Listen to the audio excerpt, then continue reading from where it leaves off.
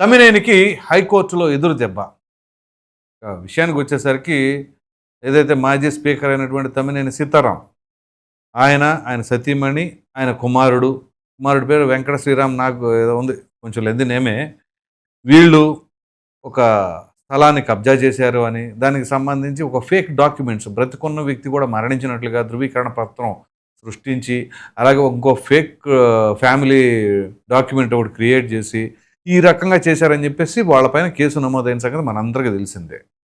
So ఈ case నమోదైన తర్వాత వీరు ఎక్కడున్నారు? తమ్మినేని సీతారాం ఎక్కడున్నారు? ఇంటికి లాక్ చేశారు, మొబైల్స్ ఇంట్లో పడేశారు, వెహికల్ వేసుకుని వెళ్ళిపోయారు. ఎక్కడికి వెళ్ళారో తెలియదు. అయితే ఇక్కడ ప్రధానంగా చెప్పుకోవాల్సిన అంశం, ఇంటెలిజెన్స్ వ్యవస్థ ఉందా లేదా ఆంధ్రప్రదేశ్లో? అసలు పోలీసులు ఏం చేస్తూ ఉన్నారు? ఒక వ్యక్తి అబ్స్కాండ్ అయ్యాడు అని అంటే తప్పు చేసినట్లుగానే నిర్ధారించుకోవచ్చు. సరే, ఆ తర్వాత కోర్టు డిసైడ్ చేస్తుంది సాక్ష్యాధారాలను పరిశీలించి వీటన్నిటి క్రమంలో. అయితే పోలీసుల పని ఏంటి? ముందుగా ఎవరిపైనైనా ఇటువంటి ఎలిగేషన్ వచ్చింది అంటే విత్ ఇన్ అవర్స్ లేదా విత్ ఇన్ నో టైం వాళ్ళని తీసుకెళ్ళి లోపలేస్తారు. మరి అటువంటిది వీళ్ళు ఎక్కడికి వెళ్ళారో తెలియదు, ఇంటెలిజెన్స్ వ్యవస్థ ఏం చేస్తుందో తెలియదు. ఇది ఒక్క తమ్మినేని సీతారాం ఎపిసోడ్లోనే కాదు, గతంలో కూడా మాజీ మంత్రి కాకాని గోవర్ధన్ రెడ్డి నెల రోజుల పై మాట ఎక్కడికి వెళ్ళాడో తెలియదు. సో అసలు ఆంధ్రప్రదేశ్లో ఇంటెలిజెన్స్ ఉందా లేదా ఏంటి? పోలీసులు ఇంత ఇన్ఎఫిషియెంట్గా ఉన్నారా, లేకపోతే కావాలని వదిలేస్తున్నారా? అసలు ఏపీ పోలీసులు అనగానే ఎంత పవర్ఫుల్, గతంలో వాళ్ళకున్న ట్రాక్ రికార్డ్స్ ఏంటి? మరి అటువంటిది ఇప్పుడు ఇంత దారుణమైన పరిస్థితులు ఎందుకు నెలకొన్నాయి? వీళ్ళు ఎక్కడో ఉన్నారు, బెయిల్ పిటిషన్లు మాత్రం కోర్టులో పడతా ఉన్నాయి. సో మరి ఇది ఇది ఎక్కడ తంతు? అతని తరపున వాదిస్తున్న న్యాయవాదిని పట్టుకుంటే వీళ్ళు ఎక్కడున్నారో తెలియదా? కమ్యూనికేట్ ఎవరితో చేస్తున్నారు ఏంటి అనేది, ఆ కమ్యూనికేషన్ ఎక్కడి నుంచి వస్తుంది ఏంటి అని ట్రేస్ అవుట్ చేయలేరా? ఇవన్నీ ప్రశ్నలు అలాగే మిగిలిపోయినాయి. సరే, ఇది ఇలా ఉంటే ఈరోజు ఈ కేసుకు సంబంధించి విచారణ ఏమిటది? వీళ్ళు మధ్యంతర ఉత్తర్వులు కావాలి అని చెప్పేసి అడగటం, ముందస్తు బెయిల్ కోసం అనేక ప్రయత్నాలు. సో హైకోర్టు పరిశీలించి ఏం చెప్పిందంటే, తమ్మినేని సీతారాం అలాగే ఆయన సతీమణి వాణి వీరిద్దరికీ మధ్యంతర బెయిల్ మంజూరు చేసింది. అక్కడతో అవలా. రేపు 29వ తేదీన విచారణకు హాజరు కావాల్సిందే అని తమ్మినేని సీతారాంకి గట్టిగా చెప్పింది కోర్టు. సో 29 అంటే ఎల్లుండి ఆయన రావాలి. అయితే ఇక్కడ తన సతీమణి వాణి ఉంది కదా, వయసు రీత్యా 65 సంవత్సరాలు పైబడి మహిళ. సో నిబంధనల ప్రకారం విచారణ చేయండి అంటే ఏం చేస్తారు అని అంటే, ఈ విచారణ అధికారులు తన ఇంటికి వెళ్ళి ఇంట్లో విచారణ చేస్తారు. ఉదయం 10 గంటల నుంచి సాయంత్రం 5 గంటల లోపు. సో ఇక్కడ వరకు జరుగుతుంది. రేపు తమ్మినేని సీతారాం విచారణకి హాజరు కావాలి అని స్పష్టంగా కోర్టు ఆదేశాలు ఇచ్చిన క్రమంలో ఎల్లుండి ఆయన ఖచ్చితంగా ప్రత్యక్షం అవ్వాలి కోర్టులో విచారణకి. సో ఈ నేపథ్యంలో ఏం జరగబోతుంది, మరి ఎటువంటి అంశాలు తెరపైకి రాబోతున్నాయి? అసలు మామూలుగానే ఒక వ్యక్తి అబ్స్కాండ్ అయ్యాడు అని అంటే దాదాపుగా తప్పు ఒప్పుకున్నట్టే అక్కడ జరిగింది అని చెప్పేసి. ఇది ఎలా ఉంటే ఆయన కుమారుడు వెంకట శ్రీరామ్ అన్నాడు కదా, ఆయనకు ముందస్తు బెయిల్ కావాలని చెప్పేసి పిటిషన్ వేశారు, హైకోర్టు కొట్టిపడేసింది. సో ఇప్పుడు ఆయన ఎక్కడున్నాడు? ఆయన తక్షణమే అరెస్టు చేయొచ్చు, పోలీసులు పట్టుకోగలరా ఏంటి?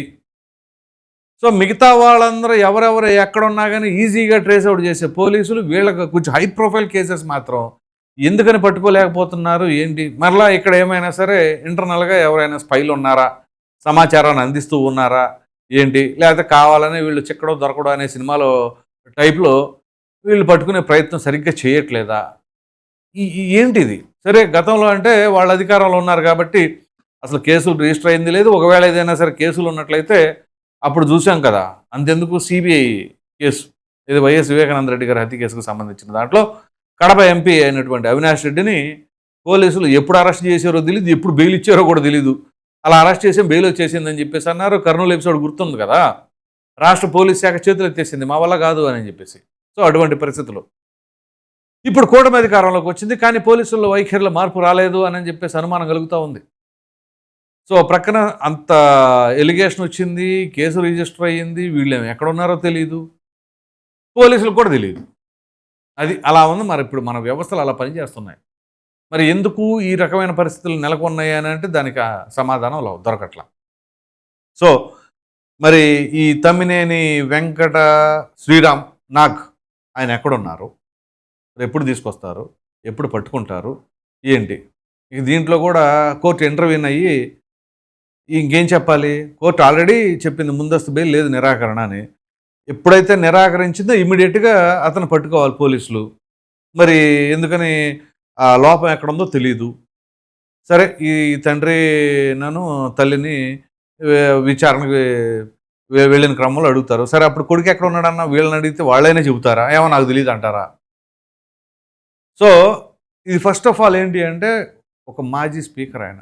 స్పీకర్‌గా చేసినటువంటి వ్యక్తి ఇటువంటి పరిస్థితికి ఉన్నారు, ఇటువంటి పరిస్థితుల్లో ఉన్నారు అని అంటే అసలు ఏంటి? దేనికి నిదర్శనం అది?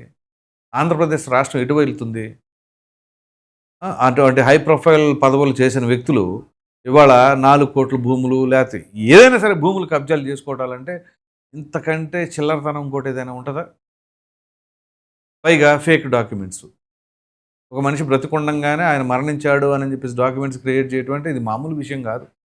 దానికి సంబంధించి అధికారులు కూడా మూల్యం చెల్లించుకోవాలి. ఇది ఒకరితో పోదు ఇది.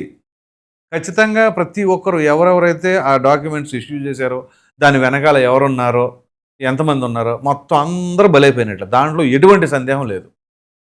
సో ఈ నేపథ్యంలో ఏ అధికారి అయినా సరే నిబంధనలు ఉల్లంఘించి పనిచేశారనుకోండి, కొంచెం అత్యుత్సాహంతోనో లేకపోతే అతి ప్రేమతోనో, అత్యంత అభిమానంతోనో ఆ నాయకుల పట్ల లేకపోతే ఆ పార్టీల పట్ల వ్యవహరిస్తే ఏ పార్టీ అయినా సరే ఖచ్చితంగా వాళ్ళ professional career almost all close చేసుకున్నట్లే. మనం ఈ డిపార్ట్మెంట్ కాదు, ఆ డిపార్ట్మెంట్ కాదు, ఎన్ని డిపార్ట్మెంట్లో చూసాం. ఐఏఎస్లో చూసాం, ఐపీఎస్లో చూసాం. అలాగే మరికొన్ని డిపార్ట్మెంట్లో ఇప్పుడు రిజిస్ట్రేషన్ డిపార్ట్మెంట్లో కావచ్చు, హెల్త్ డిపార్ట్మెంట్లో కావచ్చు. అంటే డాక్టర్ లేదు, ఐఏఎస్ లేదు, ఐపీఎస్ లేదు, రిజిస్టర్ లేదు, అందరూ బలైపోయారు. వీళ్ళందరూ బలైపోయిన దాంట్లో కామన్ పాయింట్ ఏంటి? ఒక పార్టీకి సంబంధించి మద్దతు తెలపటమే వీళ్ళు. అంటే అక్కడ నిబంధనలు తొంగలో దొక్కేసేమని తెలుసు, అతిక్రమించేమని తెలుసు. చివరికి ముందుగా బలవుతుంది ఎవరు? అక్కడ సంతకాలు కానీ ఏవైనా సరే ఉండేది ఎవరివి? ఆయా అధికారులవే. సో వాళ్ళ కుటుంబాన్ని, వాళ్ళ కెరీర్ని పణంగా పెట్టేసి వీళ్ళు ఆ నాయకుల కోసం పనిచేస్తే చివరికి పరిస్థితి ఏంటి అంటే కటకడాల పాలవక తప్పదు.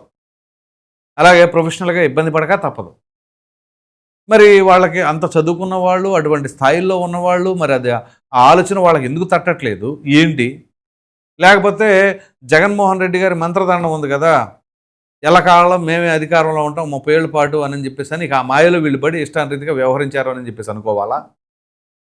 సో ఇప్పుడు దానికి మూల్యం చెల్లించుకుంటున్నారుగా. మన జగన్మోహన్ రెడ్డి గారు అంటున్నారు, చంద్రబాబు నాయుడు గుర్తుపెట్టుకో నీకు అధికారం ఇచ్చింది 5 సంవత్సరాలే అని. అది ఎవరికైనా వర్తిస్తుంది. 5 ఏళ్ళు మాత్రమే పరిపాలన. ఆ తర్వాత మరలా ఎన్నికలు వస్తాయి. మరలా ప్రజలు మనసు ఎవరైతే గెలుచుకుంటారో అప్పుడు వాళ్ళే మరలా అధికారాన్ని చేజిక్కించుకుంటారు. సో అది చంద్రబాబు నాయుడికైనా, జగన్మోహన్ రెడ్డికైనా, లేదా ఇక్కడ కేసీఆర్కైనా, రేవంత్ రెడ్డికైనా ఎవరికైనా సరే మన రాజ్యాంగం ప్రకారం ప్రజాస్వామ్యంలో జరిగేది 5 సంవత్సరాలకు ఒకసారి ఎన్నికలు. 5 ఏళ్ళు మాత్రమే అధికారంలో ఉంటారు. ఆ తదుపరి మరలా ప్రజలు ఆకాంక్ష మేరకు ఎవరికైతే మద్దతు తెలుపుతారో వాళ్ళు గెలుపొందుతారు. వాళ్ళకి అధికారం దక్కుతుంది.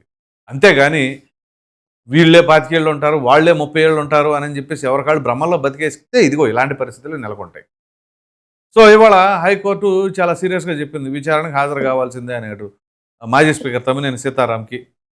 మరి ఈయనకేం ముందస్తు బెయిల్ ఇవ్వలేదు, నిరాకరించారు. మరలా తదుపరి ఎప్పుడు ఆగస్టు 17 ఎప్పుడో ఉందట తదుపరి విచారణ. సో ఈ నేపథ్యంలో ఏం జరగబోతుంది? కాబట్టి ఇప్పుడు తమ్మినేని కుమారుడు వెంకట శ్రీరామ్ ఆయన్ని పోలీసులు పట్టుకుంటారా, పట్టుకోలేరా, ఏం జరుగుతుంది? ఎల్లుండి తమ్మినేని సీతారాం వెళ్ళే లోపలే ఈయన అరెస్ట్ చేస్తారా, చేయలేరా? మీరేమనుకుంటున్నారా అనే అభిప్రాయాన్ని అయితే కామెంట్లో తప్పకుండా తెలియజేయండి. Thank you.